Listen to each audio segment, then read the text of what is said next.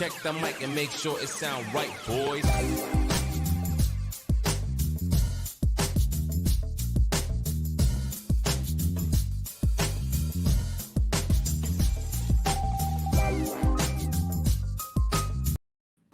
Week number 16, Sean, for the National Football League.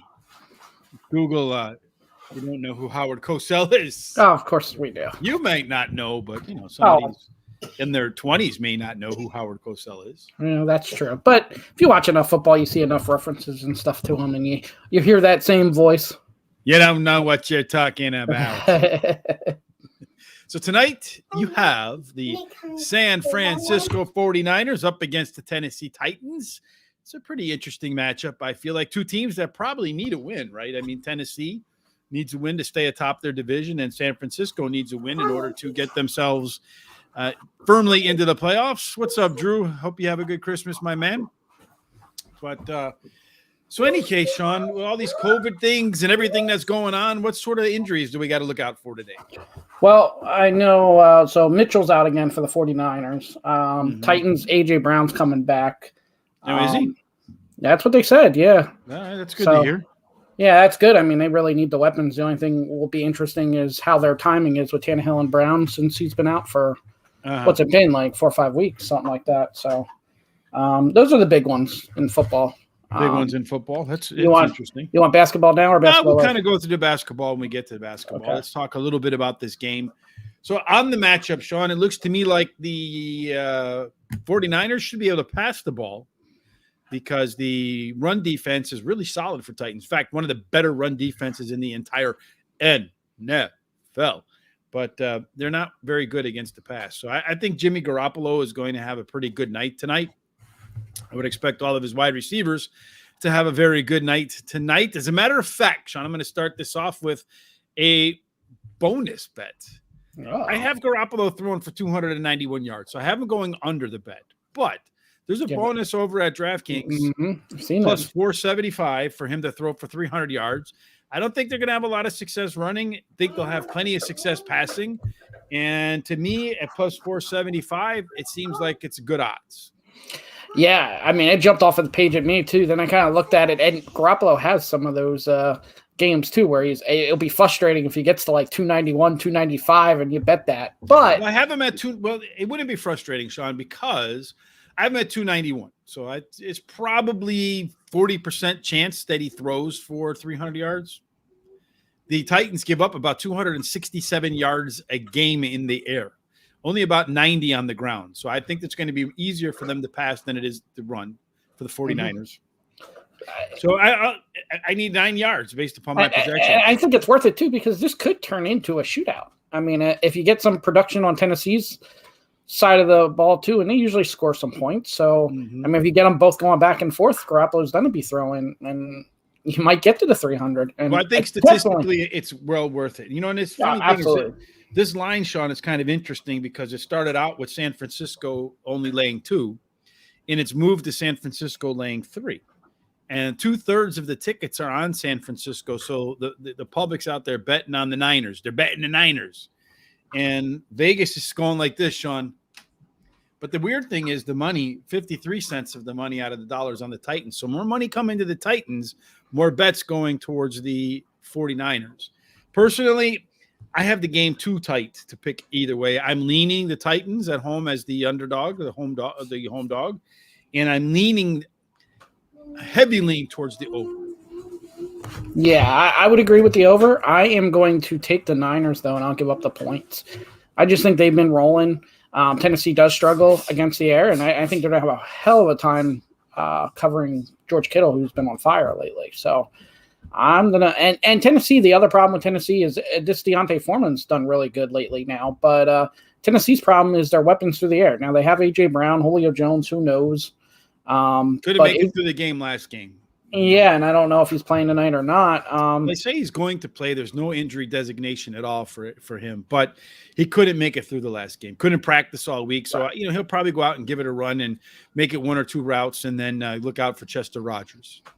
Yeah, and Tannehill, he'll throw an occasional interception too. That would be a kill. Yeah, Killed me last week with the turnovers. Yeah, for sure. Yeah. So I like the 49ers here, giving up the 3. I think there's a good reason why they're the road underdog, road favorite here. Yeah, because they want you to take they want you to bet the 49ers, Sean. That's what Vegas is telling you. They're saying bet the Niners. We want you to bet the Niners. And you said about Tennessee's rush defense. What's crazy too is one of the better runners, Deebo Samuel's been one of the better runners for the 49ers lately. So it's a different way of running. So that might work against Tennessee, with the reverses and stuff like that. So. Not going to work. They're very good against the run, Sean. And I know, but they play against, some really good running teams like Indianapolis. Mm-hmm. Right. And so they've done some pretty good jobs at shutting down running backs. I don't think they're going to have much of a problem with Deebo Samuel or what's his name? Something Jr., Smith Jr. or something, James Jr. I just had it.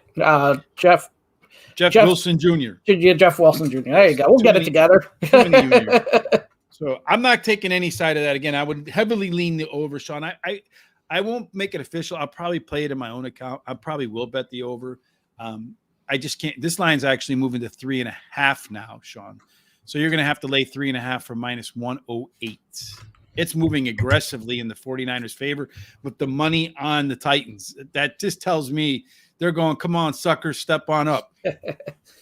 Well, and another boost, I think this one might be on FanDuel, is Deebo Samuel or Deontay Foreman getting the first touchdown of the game at like +400, which I think that has a good shot too. Probably Deebo, I would say, has a good shot at and Foreman's been picking up and been more of a weapon lately. I know he's only got 1 TD in the last 3 or 4 games, but that's because Tannehill's getting him. You're not going to keep seeing Tannehill run for touchdowns. So why not? I put him on the top of my fantasy football in the flex position tonight because it was a way for me to get Deebo Samuel and George Kittle into there. So it's what I did because you really are hoping for a shootout. I think it's going to be a shootout. That's why I say I'm leaning heavily towards the over, but not enough for me to go ahead and take that action. You have a college football game today. Battle of Florida, Central Florida versus the Gators. When you see this, you think, well, this is Florida written all over it, right? You got the SEC team. They're strong. They should be able to recruit better players than UCF. And then when I run through the simulation, it tells me to take UCF, but not by enough to actually do it. It tells me the game is likely to go under, but not by a lot. So it makes it real hard for me to take either side of that game. Yeah, I agree with you here. Honestly, I probably lean Central Florida. The motivation just with Florida, Central Florida is going to be a lot more motivated than Florida. Also, Florida has given up a lot of points. I mean, what was it? Samson University, they gave over 50 points to them. It's so that they've been not so great this year with that kind of stuff. So I'd probably lean Central Florida with the points. Yeah, well, it tells me to lean Central Florida and to lean the under. I can't do it, Sean, because I feel like I'd like to do it. Sounds like a fun game to watch. Off to the NBA, Sean. COVID galore. Outside of COVID, well, I mean, just what do you got for injuries in the NBA? So Atlanta's got a bunch of players. Atlanta's got a bunch of players out again, and they're on a back-to-back as well. You got Herter out. They just played like hell last night. They didn't figure out how to score until the fourth quarter. Killed my over. If they had, I tell you, the 17-point quarter. If they have a 20-point quarter, it goes over. Yeah.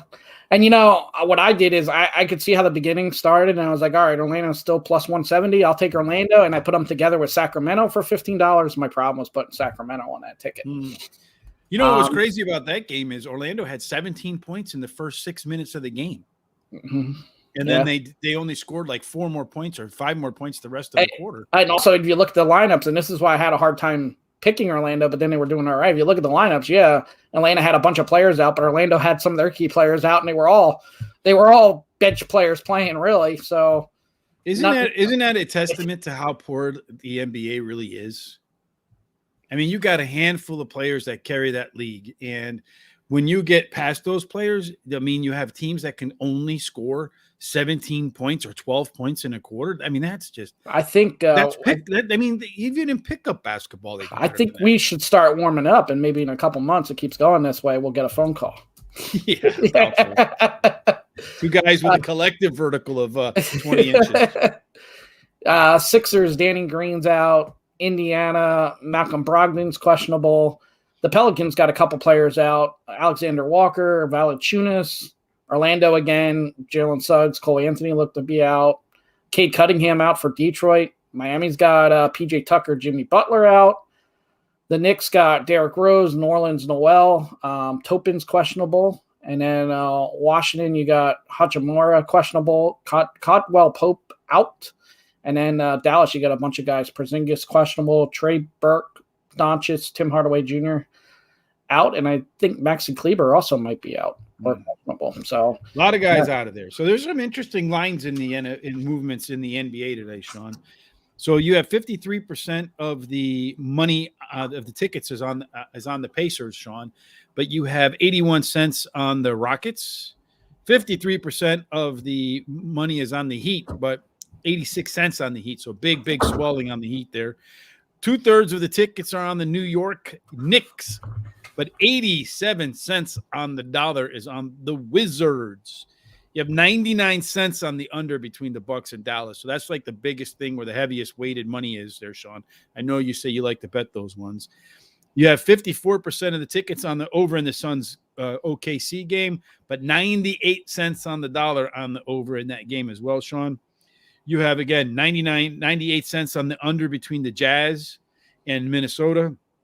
Golden State, yeah, they're taking about 52% of the tickets, but about 95% of the money. So 95 cents on the dollar is on Golden State. So there's a lot of really heavy bets, big money bets in the NBA tonight. So we ran over some of the most important ones there. I'm going to do it again tonight, Sean. I'm going to be an idiot, right? No. I'm going to bet the over again with Orlando again. No. Yes. I'm going to do it because I'm insane.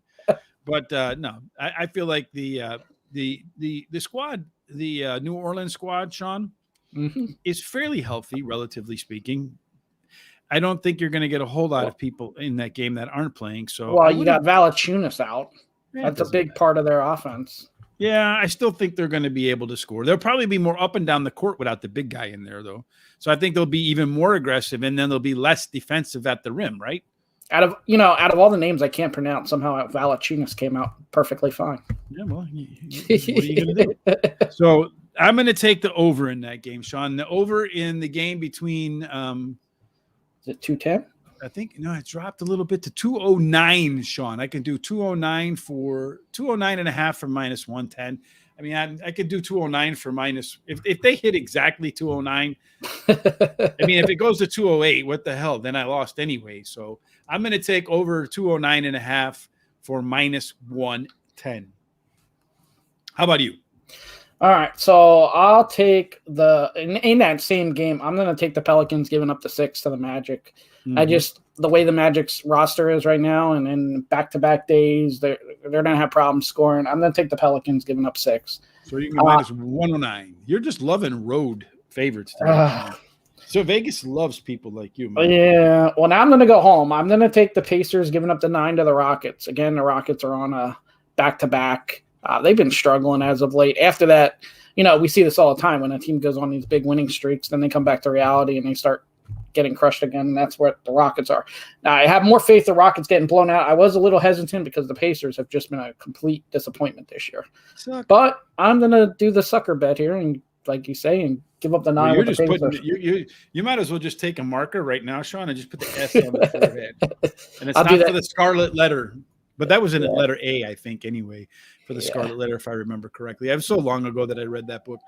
Any other NBA bets for you? No, and so the strong lean, I do better with these strong leans. I gave out 2 great college basketball picks, and then the one that I actually gave out was complete crap. Yeah, so the Hornets are probably going to beat the Nuggets tonight. Nuggets are back-to-back.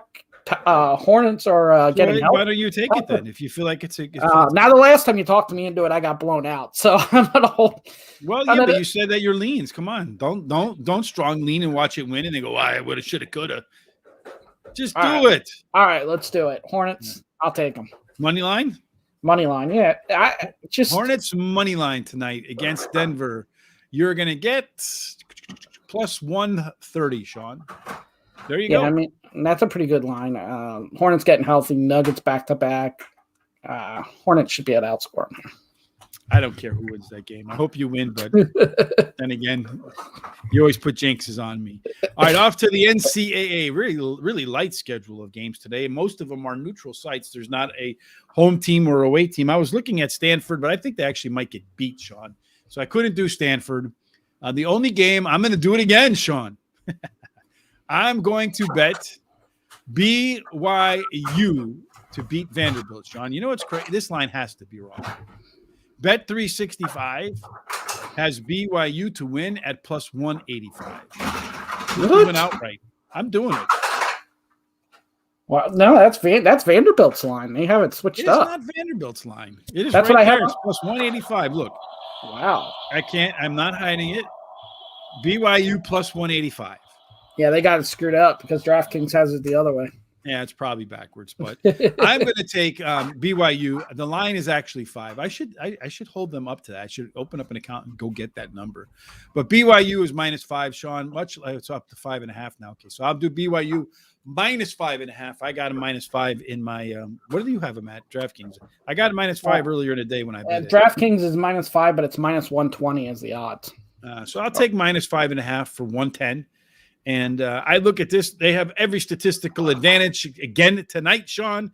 So I'm going to do back-to-back nights on BYU, back-to-back nights on Orlando because I'm sick. Yeah, so in college, that's kind of what I was looking at, BYU. No, you can't do BYU. I wasn't going to do it, but if I was going to bet one, that's the one I would have bet. No, so now you're really good because I'm saying it was another strong lean, and I'm not officially doing it. I will say, in my personal account, I did take Liberty. They're tied with Stanford right now. Yeah, I was thinking I would take. I mean, I was leaning Stanford, but I went. Then I went through the numbers, and it was too heavily favored in Liberty's advantage. Stanford's offense is just bad. Yeah, bad. Yep. They might think about trying out for Orlando or the Atlanta Hawks second team. All right, Sean. So just quick recap. You're straight up sucker Sean tonight. We're going to change your name on the screen to Sucker Sean. Straight up sucker. He's going all road favorites tonight with the 49ers on the road laying 3.5. He's going to go in the NBA with who are you taking in the NBA? Pelicans giving up 6. Mm-hmm. The Hornets to beat the Nuggets. But I did take a home team. I took the Pacers giving up 9 to the Rockets. So I did take one home team. Anything else that you're going to do tonight? Nope, those 4. So I outdid you this time. This time you made sure. Well, I think I got 4 because I took Jimmy Garoppolo with the bonus bet for plus 475 going 300 over 300, right? So we are counting. I got the over and I got 3. I have the over in the Orlando basketball game. Yep. And then I have BYU. So you're right. I only have 3. Yep. And I think I got 3-0. I wish I could parlay that Jimmy Garoppolo thing in there, but they won't let you parlay that. No, yeah, they won't let you do that. I mean, you could do it, but it'll be different. It will not be those boost of odds. So no, I think his over-under number is like 259, I think it is. To me, if it weren't for that boost bet, I was going to absolutely take that one. But with the boost bet, I figured, you know what? Like I said, I have him coming in for 291 yards. So according to my projections, I'm going to lose that bet. All I need is 9 more yards. Give me one 9-yard late pass to get a first down to kill the clock. I will say this is a good game to do a same game parlay. I think you throw Samuel in for a TD. If you wanted to throw Kittle in, you could. Maybe Foreman for Tennessee. Do the over with the yards with Kittle. You could do, like 60-some yards. He should go over that. They have a pretty good defense, though, against the tight end. That's why I didn't put Kittle in the flex spot. I think they're the 6th ranked defense against tight ends. So they do play the defense tough. Yeah, that's tight ends. Kittle's a little different than your regular tight end. So he is, but nonetheless, I mean, it's still, they do it better than most teams covering the tight end. Maybe they have more athletic linebackers. That's probably why they stopped the run as well, too. Yeah, and then I would do some kind of alternate line. Garoppolo probably at least 200 yards, maybe more, hopefully 300. But if you want to play it safe, so you can do some same game parlays with this game. I think a lot of offense, like you said. Yeah, so. I do think there'll be some offense in this game. Maybe what's his name, the running back. God, I can't remember his name right now. The one who comes in to like the third down back, relieves Dillard, I think his name is for Tennessee. Yeah, maybe like 4 or 5 catches out of him.